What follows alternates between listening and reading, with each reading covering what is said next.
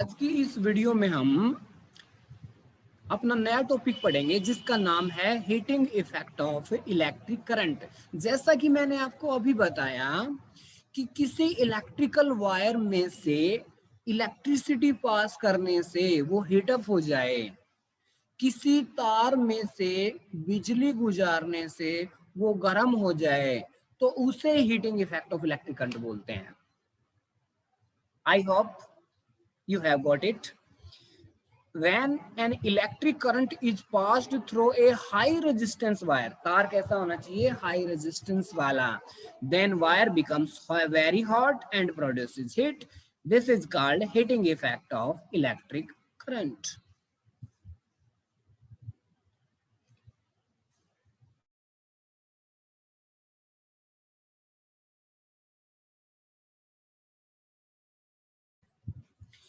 तो role of resistance electrical circuit में क्या है?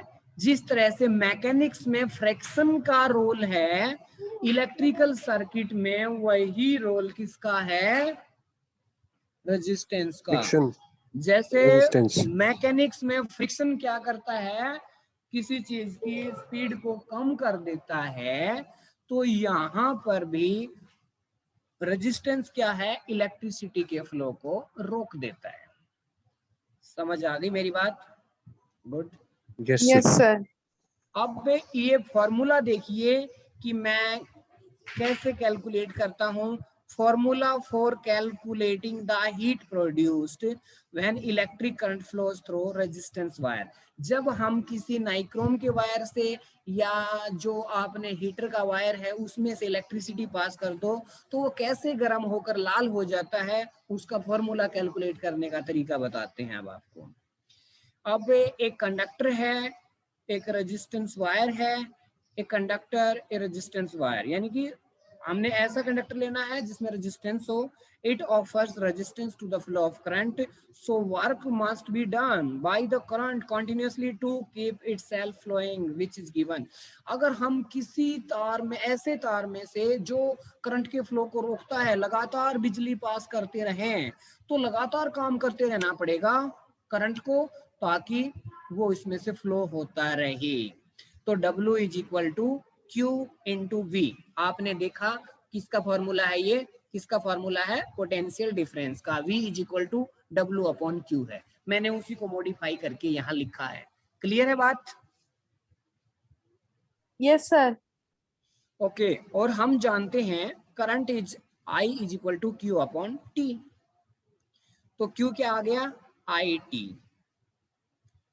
तो अब ओम्स लॉ से हमें ये भी पता है। देखो, मैंने तो सबसे पहले इलेक्ट्रिक करंट का फार्मूला ले लिया, क्यू की वैल्यू निकाल ली।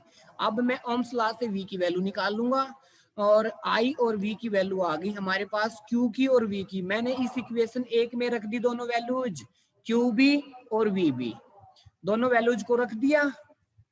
दोनों वैल्यूज को मैं जैसे ही रखता हूं तो मेरे पास आता है W is equal to I square R T. आ गया ना? आई स्क्वेयर आर टी आ गया ना? नहीं आया? So work done. सर एक बार पीछे से वापस बताना। बता रहा हूं। तो work done I square R T हो गया। यही फार्मूले को हम heat produced in joules is called Joule's law of heating बोलते हैं। देखिए, एक कंडक्टर है, कोई भी रेजिस्टेंस वायर है, वो करंट के फ्लो को रजिस्ट करता है, आपको पता है। तो हमें कंटिन्यूअसली वर्क करना पड़ेगा, करंट को कंटिन्यूअसली वर्क करना पड़ेगा उसमें से लगातार फ्लो करने के लिए। तो वर्क डन का फॉर्मूला हमने रख दिया Q इंटू वी। कहां से आए? पोटेंशियल डिफरेंस का फॉर्मूला था, पोटेंशियल डिफरेंस का था ना? Yes sir. Yes sir. V is equal to W upon Q था, बाई क्यू। और मैंने W लिख दिया Q इंटू V। अब करंट से तो मैंने Q का फॉर्मूला निकाल लिया, ओम्स लॉ से V का फॉर्मूला निकाल लिया, तो मैंने इसको इक्वेशन एक में रख दिया। तो W is equal to I T into I R. आ गया ना? I T into I R आ गया। आ गया बच्चे? IT किसका है? IT किसका है? IT Q का है बेटे, ये यहाँ देखो, I is equal to Q upon T और Q is equal to IT।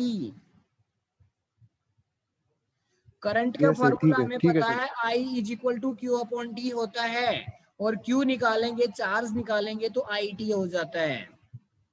Yes sir, ठीक है सर। और ओम्स लॉ से V upon I is equal to R और V is equal to RI होता है।